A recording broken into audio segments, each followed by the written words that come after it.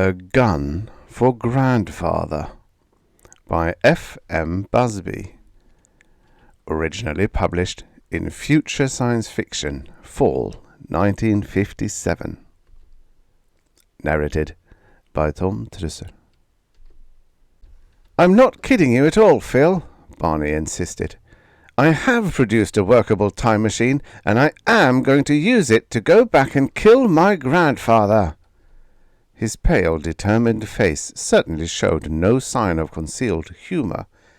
He hadn't sounded mirthful on the phone either, asking me to come over to his lab right away. "But, Barney, what on earth for?" I protested. "In the first place—" "Oh, don't bother telling me about the paradox. If I kill Grandpa before Papa is launched, I won't be born, so I can't go kill Grandpa, and so forth. I don't know how that will work out." "Then what's the point?" I asked. "Is this just another go-to-hell Barney Feldman gesture, or what?" Barney had made plenty of those, leaving school a week before graduation to enlist in the Air Force, getting court-martialed for refusing to shoot down an unarmed enemy transport plane, leaving a highly paid job in government atomics for highly quixotic reasons. But this didn't fit. "I just had a physical checkup, Phil. Seems I have about 3 years to live, the last 2 mostly under sedation." "Barney, There isn't much you can say. If I looked as shocked as I felt, it probably got across all right." "I don't like that, Phil. I don't like it at all. The doctor gave me a lot of talk about faulty genes and linked characteristics. Seems if I had brown eyes instead of blue, I wouldn't be having this particular form of dry rot." He lit one of his midget cigars and blew smoke. "Have you checked with other doctors yet? Some of them are a lot less willing to write off a patient, you know." 3 independent reports," he nodded. "There isn't much leeway between them.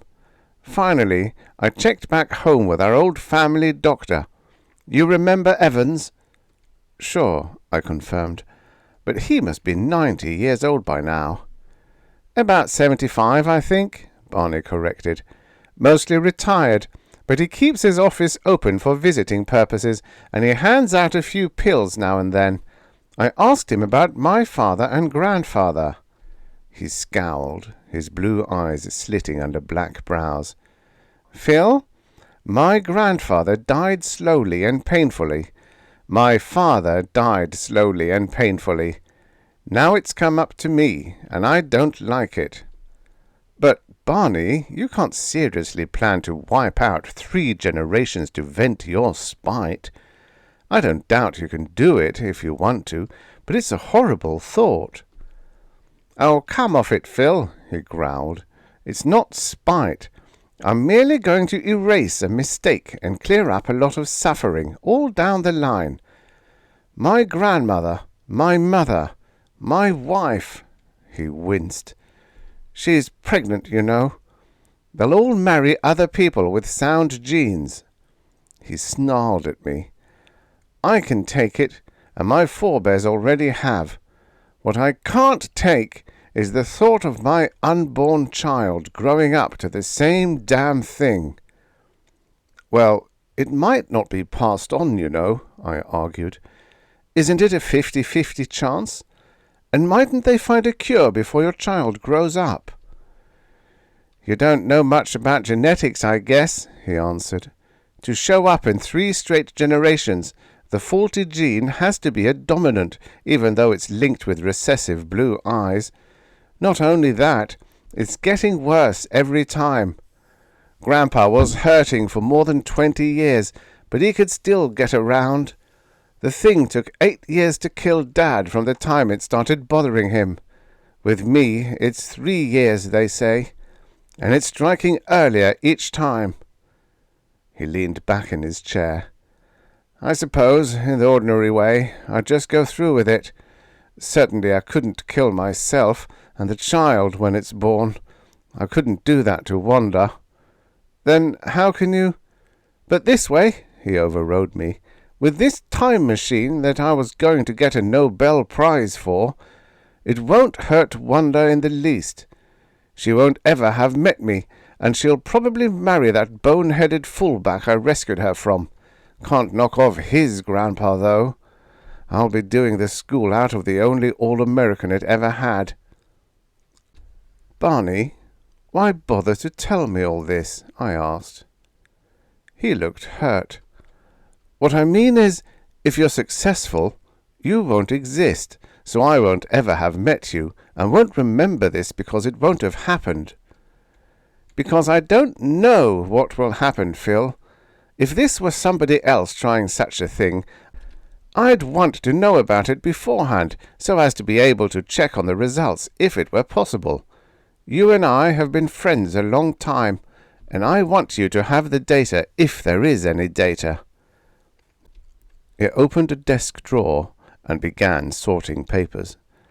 "I want you to take all this stuff home with you," he said. "I don't know how widespread any changes will be. This lab of mine is a building I had constructed for my own use. It may or may not still be here." He started to hand me a piece of paper, then put it back. "No, use your own notebook." I pulled out an address pad.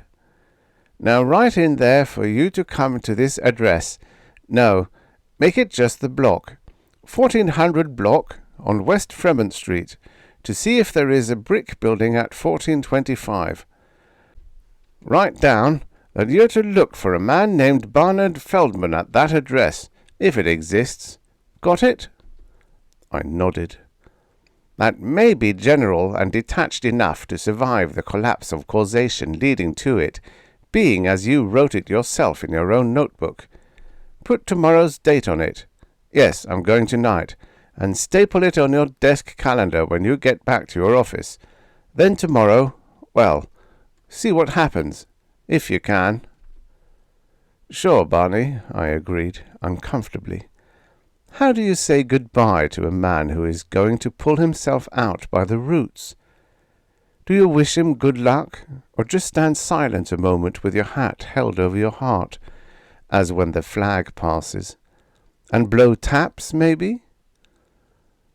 I thought of a question to stall the evil moment. "Barney, how come you're only going back to your grandfather? I mean—" "Good question, Phil.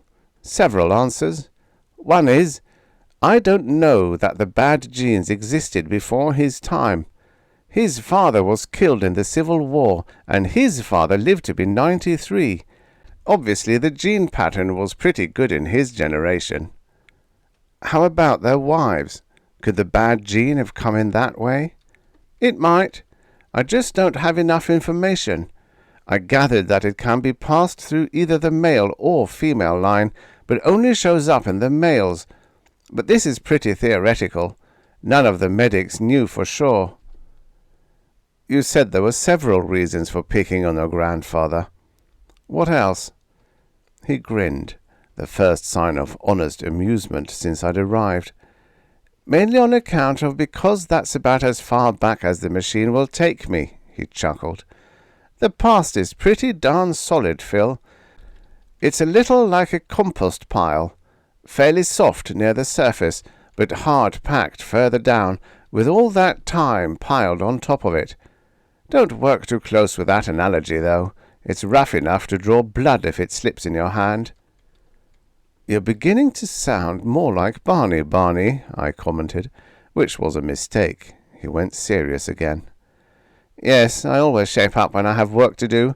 You'll have to be running along, because I have work to do right now, Phil, if I'm going to be ready to step off the way I've planned it." "What difference does it make when you get into your gadget?" I queried. "Quite a bit," he answered. "I've done a certain amount of experimenting, not enough to present a paper to the Physical Society, but enough to find out that there are a lot of factors involved in setting up to get to a specific time. For a while, I thought I was coming up with a scientific basis for some form of astrology, but that didn't pan out. Luckily, the PS would have excommunicated me." "What will they do with you now, Barney?" I asked quietly. His gaze flickered. "Damn you, Phil! I might have known you'd try to pull a few stops. Sure, I can melt out of my personal life with a bearable amount of struggle, because that's going to be a net plus in human happiness. But I've glossed over, in my own mind, that I'm losing the chance to present time travel to the society as an accomplished fact." His knuckles were white on the arms of his chair. "Phil, I would go through my personal torture gladly to be able to hand them that, but I will not put my kid through it." He lit another midget cigar, and his hands were shaking. "Okay, you had to try. Now so long, Phil. Beat it back to your knick-knack shop, and thanks for listening." I peddled turbine generators to power companies. To Barney, that's selling knick-knacks. "Okay, Barney." We shook hands. "I'll be by here tomorrow, unless the notes and memory both evaporate." A golf ball was in my throat. "And good luck, boy. Good luck, whatever happens." Barney just grunted something, and I was halfway down the block before it struck me that I'd never know what the last thing was that Barney Feldman would ever say to me.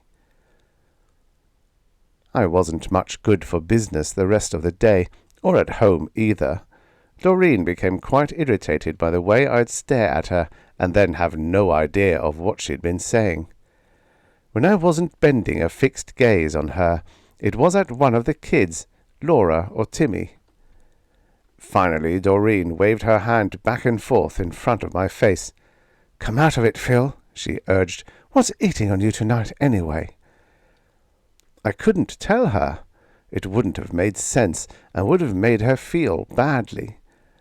The whole thing was too esoteric to throw at her all at once, and without the background I couldn't explain why I was compulsively absorbing the sights and sounds of my wife and children as if I'd never see them again. I made a quiet resolution to try my best never again to be too busy for them, and said, "It's nothing to worry about, honey. An unfortunate deal happened to a fellow I know. I think it's going to be all right, but it was a little bit of a shock to me, and I've been mulling it over." We went on to discuss something else. It was a safe bet that I would never have to explain Barney's problem, not if his plans worked out. We went to bed early, shortly after the kids were down for the night, but I didn't sleep too well. I'd lie awake, doze, dream weirdly, get up for a cigarette, which was not a usual nightly practice with me, and lie awake some more. In the morning, a hangover would have been an improvement. Breakfast was a mess. The toaster burned out its element and blew a fuse. We were out of spare fuses, and I will not strap across them, having written too many safety pamphlets. The coffee later is on the same outlet, so the coffee was rare. We didn't think of this until Doreen poured it. The station wagon had a flat. The children and I left home in a cab to be late to school and office. The Crow River turbine had seized a bearing on its test run. It took me all morning to expedite a repair crew and ensure rapid shipment of replacement part. That was due to the obstructionist tactics of our warehouse superintendent, a man dedicated to keeping his stock in the warehouse where it won't get worn out and weather-beaten. I'd been promising myself a try at having him transferred for a long time. It took just one phone call to the head office, but there was quite a wait until the right man was out of conference. I celebrated by taking my secretary to lunch with martinis. It was 1:30 when we returned, a late start on the day's normal business. I took a look at my desk calendar to see what was current. That was the first time all day that I'd had time to think of Barney Feldman. I remembered Barney Feldman! I was out the door without a word to anyone, walking much too fast for my legs and wind. The building was there at 1425 West Fremont, and it had Barney's sign on it. I didn't bother to knock, but went through the front of the building back to Barney's sanctum. There I knocked. "Come in, come in." The blinds were closed.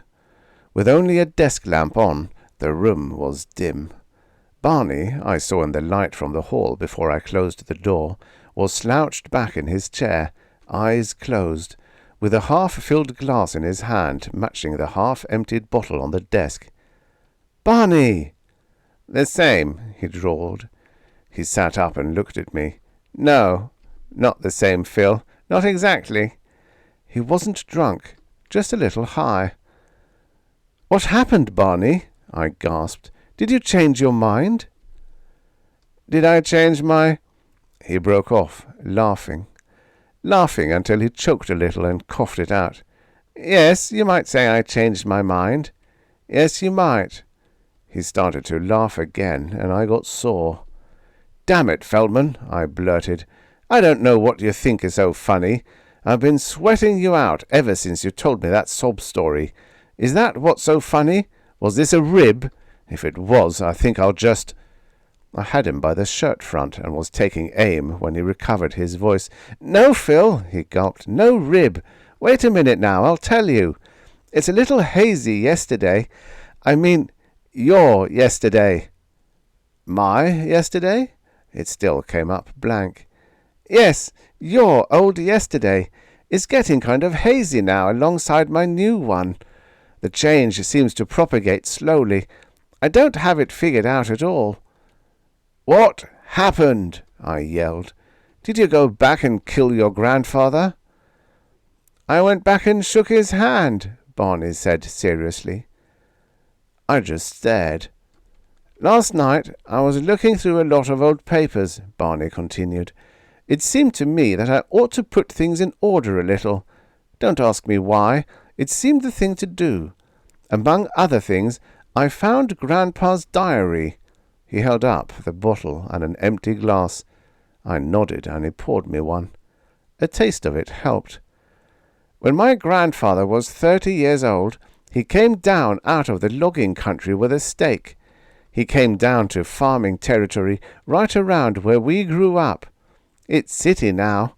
To buy himself a farm and find himself a wife. He bought the farm, fixed up the house, and got engaged to a little French-Canadian girl with eyes as dark as his own." "But 2 brown-eyed people," I began. "They were going to be married in June," Barney went on firmly. "But one day a young stranger walked up to my grandfather and put a bullet in him." He waved me to silence. "Grandpa was a sick man for a long time, and it didn't look as if he would ever recover. His bride-to-be's father moved away and took the girl along with the rest of the family. It's a wonder the man ever did get well in what passed for a hospital then, but he had a devoted nursing from a comely blue-eyed blonde." "A blue-eyed blonde," I repeated. "She needed a husband pretty badly, Phil. She was supporting an invalid father who was dying in a slow and painful fashion. She married my grandfather and bore him a blue-eyed son who was my father." He smiled broadly at my blank stare. "I assure you I won't wind this up into I'm my own grandpa." "My grandfather worked hard on his farm to support his wife and son. He never did recover completely from that bullet wound. It pained him the rest of his life. At the age of 51, it killed him." "I read most of that in my grandfather's diary, Phil," he said. "I guess it's been around here for years, but I'd never looked into it before. The rest was in family letters." "So you went back and—" "Phil, I read about somebody shooting my grandfather. Somebody who appeared, fired a gun, and disappeared before he could be found. That was me that I read about. Another me." "But why?" He shrugged. "Maybe a variation of this same misunderstanding," he hazarded. "I got into the machine and went back to the date when my grandfather was shot. I went up to that farm and saw him. Passing by in a neighborly way, I introduced myself and shook his hand. We both thought it was quite a coincidence that we were both named Feldman, of course. Then I went back to the machine and came home. Things started to shake and whirl when I got back into the machine. I passed out somewhere along the line and woke up here about 2 hours ago. I broke out this bottle and have been quietly celebrating and waiting for you to show up. I'll be a little drunk getting home, but I guess I can square it with Wanda. Yes, I think I can. He shook the bottle. There isn't much left of this, Phil. Why don't we have one more to finish it, and then I'll be going home. I nodded. He poured, and we lifted our glasses. Here's to Grandpa, he toasted, and to my new brunette grandma. Well, that's that. Barney rose and snapped on the overhead lights. He took his coat from the hall rack, put it on, and stuffed some papers into the side pockets.